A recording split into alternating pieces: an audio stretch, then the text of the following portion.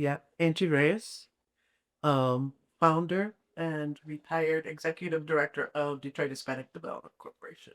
I've been involved in community stuff since I was, well, I think probably 17 when I started at Wayne State University in the Chicano Boricua Studies program, and also joined the Chicano Boricua Colectivos, which there were some community leaders that were involved that I learned from, like Ricardo Guzman and Angie Rivera. Well, I started DHDC um, after having worked in the community and different organizations for many years with young people, and seeing all the challenges that young people were facing and the amount of violence and the fact that so many young people were being killed and being impacted by the violence in our community. So, with a few other people, we felt that we needed to do things a little bit differently.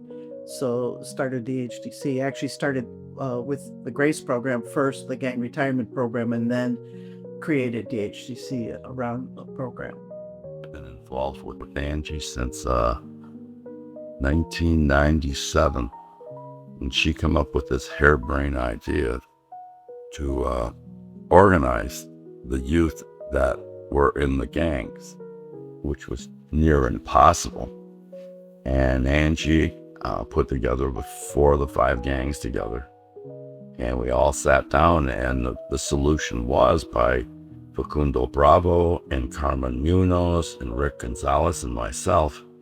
We agreed to hire 20 of these gang members from each gang. Her founding program was my escape plan for the neighborhood. It gave me my entry into corporate world. From there, I went on to do different things, and I realized that my passion and my life really needed to be here in the neighborhood. And so coming back to work directly for Angie was where I really found my purpose and helped me navigate my world. So Angie was part of that footprint for me. And so modeling a lot of her values and her passion for community really became part of my life as well. It was the torch that she handed off from the time I was a child. Angie's feisty. Angie's a worker. She's a nurturer. She cares for the people that are around her. She deeply cares for her community and her family. I met Angie when I was a teenager. I grew up in Southwest Detroit, and I was roughly about 15, 16 years old, and I was running the streets, and I was beginning to run with some gang members, and I was getting myself into some trouble. She reminded me that there's people that actually care and that I was up to no good. And if I continued on that path, I was going to find myself in trouble, in jail, or in the ground.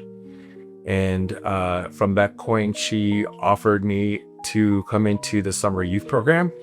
And that is where my life began to change. I've known Angie since I was 15 years old. I started in the youth program.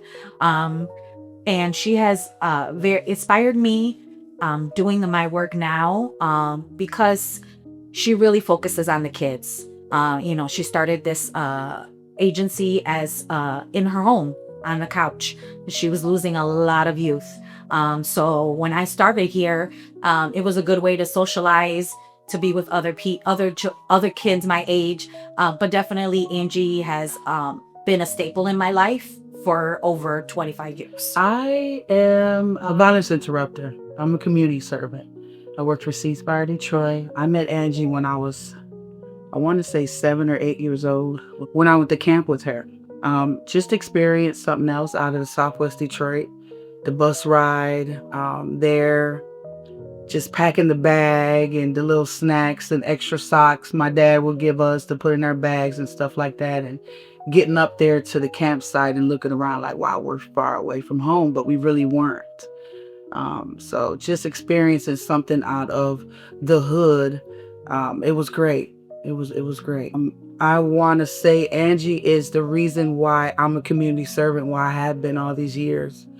Being in her program as a youngster, then coming back and help running the youth program and cooking for the kids and picking the kids up and dropping them off, just all those different things kind of built me.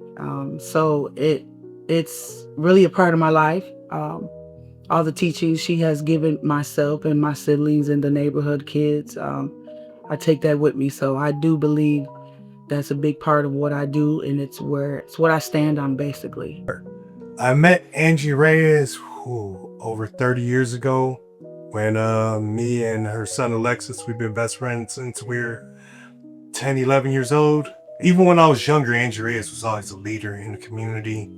Her name holds weight. In my profession now, I'm in law enforcement, and I've talked to some of the magistrates and stuff like that through her connections with Mana and different things that as growing up I saw, but I didn't know what it was. And some of the leaders in my department know who she is, or her community effect with magistrates, different people, to where Angie Reyes, her name does hold a lot of value. Detroit Hispanic Development Corporation, DHDC, this little corner I could call in Trumbull, has been a safe haven for our youth. It's probably where they mostly feel seen and heard than any other communities. And I think DHDC still centers around our younger generation. I mean, not only through the arts and everything that people can visually see, but it's also giving them a sense of, light on the time of darkness in our country, in moments where their families are being divided, in moments where they feel like they're being criminalized, in moments where they feel like, again, they continue to be silenced when they see hurt and harm, and they want to speak and scream on top of their lungs to say all of us deserve, to feel truly, truly served. When I think of Angie Reyes and her impact in Southwest Detroit, it's really overwhelming. Just the pride that I feel, knowing Angie, knowing what she's done for our community, it's been really incredible. Angie has really helped save people's lives. She has really helped organizers, young people like myself, feel empowered, feel like we are leaders in our neighborhood, give us the opportunity to speak out and share the concerns that we have and really push for the solutions that we need. There is so much that Angie has done to provide people second chances, housing, immigration supports, just the community of care that she has built for us. I have known Angie for about 50 years. We've been working together for about 43 years. We started working together when Angie and I were working at Latino Family Service. Angie was the director of the youth center, and I worked for the Girl Scouts. And I'm also a founding member of DHDC. So I have been here from the very beginning. And I have seen and witnessed the accomplishments that Angie has had with this agency and how she has moved it forward. So I'm very proud of her. I'm also very thankful because Angie was my campaign manager when I ran for state rep. And because of her commitment to getting me elected, her advice, I was elected to the state rep. So I'm very thankful for that. Angie is one of the women that I totally respect. She's one of the smartest women that I know. And I've always told her that. I'm amazed at how her mind, she just is always looking for solutions. Doesn't matter if there's any issues, problems, whatever. She's always looking forward and moving forward in different aspects of the community and DHDC. She is determined. Just look at what she did with DHDC. She turned a dream into a plan, and a plan into action. And that's determination.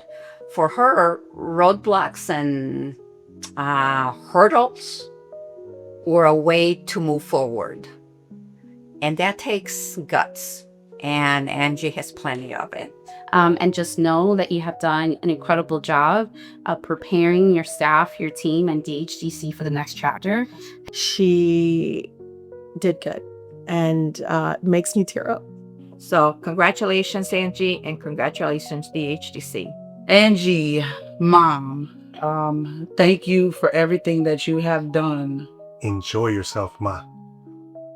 No more taking people into the house. You deserve everything in this world to be happy. Buena suerte, Mana. So thank you. Thank you. And we love you. Angie, I love you. Angie, I love you.